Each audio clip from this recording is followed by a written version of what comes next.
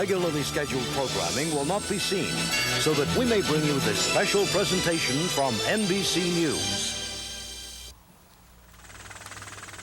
The Astrodome, Houston, Texas, site of the 1992 Republican National Convention. Texans like to call the Astrodome the eighth wonder of the world. President George Bush says his re-election will be the ninth wonder.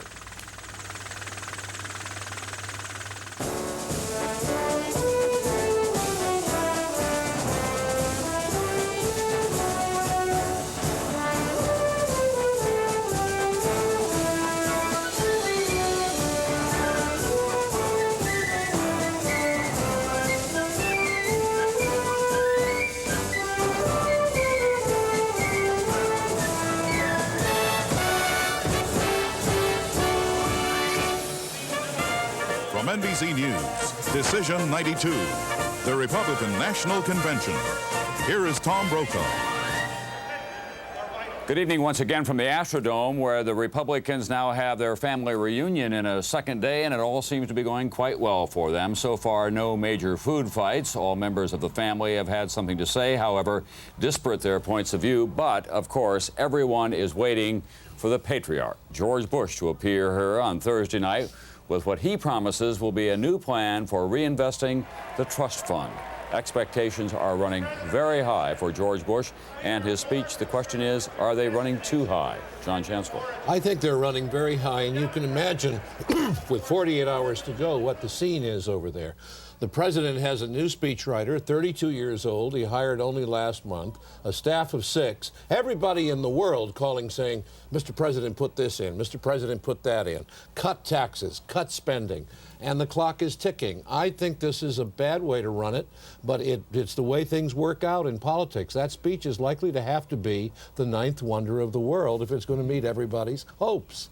We'll have two major speeches here this evening. The keynoter is Phil Gramm. He is the Republican senator from Texas, former Democrat in the House of Representatives, and Jack Kemp, the former quarterback who is now Secretary of Housing, a man who gets mixed reviews in the administration. His conservative credentials are in absolutely very good order. He's given to lecturing the president on economics, and Jack Kemp, more than any other senior member of this administration, has very strong ties to the other people in this country, especially in the inner cities.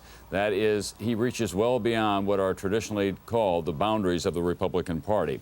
As for George Bush himself, he comes to this convention, as one of the Republicans put it, without his old offensive line. He no longer has Roger Ailes full-time, John Sununu no longer around, and the late Lee Atwater. We'll be back with more on all of this from the Astrodome right after this. Decision 92, the Republican National Convention, is being sponsored in part by Ford and your Ford dealer. Have you driven a Ford lately? It's more than a question, it's an answer. When redesigning the Ford Taurus wagon, we gave it the kind of shape that holds your attention, available anti-lock brakes that hold on slick roads, and a newly restyled instrument panel that holds more than convenient controls. Available dual airbags, a Ford Motor Company exclusive in this class, because we know Ford Taurus wagon will also be holding you. Have you driven a Ford lately? Either you give your customers reliable service or somebody else will. We chose AT&T because our 800 service is our front door. If it shuts down, we shut down. AT&T has the most reliable 800 service. It's guaranteed by the 800 assurance policy, and it's designed so that more calls get through. To us, a single 800 call could be worth thousands of dollars. When you consider that every call is a customer, why would you want anything less than AT&T? AT&T 800 service, because every call is a customer. Oh, great, just what my stomach needs. Here comes my obnoxious boss. Hi, Daddy. Oh, boy. Better make it Maalox, because for moments like this, nothing Mylanta makes neutralizes as much stomach acid as Extra Strength Maalox Plus. So why take anything else? We were just talking about you. Nice, I hope. My mother's here, too. Great. Nobody knows your stomach better, so you better make it Maalox.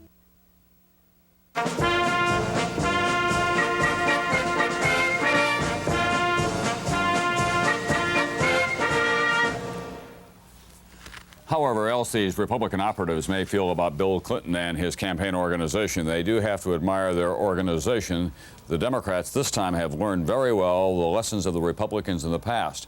They're all over the place responding to every raised slight against them. Ron Brown, the Democratic National Chairman, is here in Houston, and tonight he issued a statement saying listening to lectures from Phil Gramm, Newt Gingrich, and Jack Kemp about economics is like sitting still for a lesson in tax compliance from Leona Helmsley, the self-styled hotel queen who is now in a federal penitentiary.